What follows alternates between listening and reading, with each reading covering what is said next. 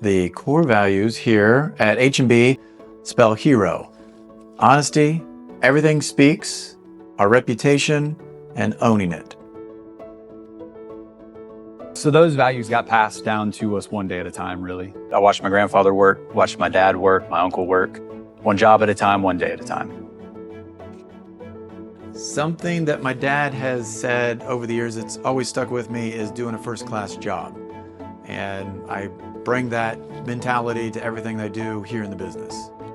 Uncle Don, he would just always recommend, like, learn as much as you can.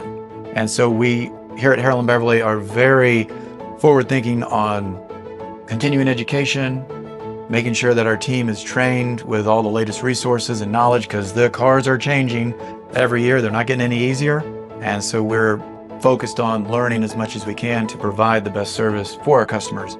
So one more on my grandfather.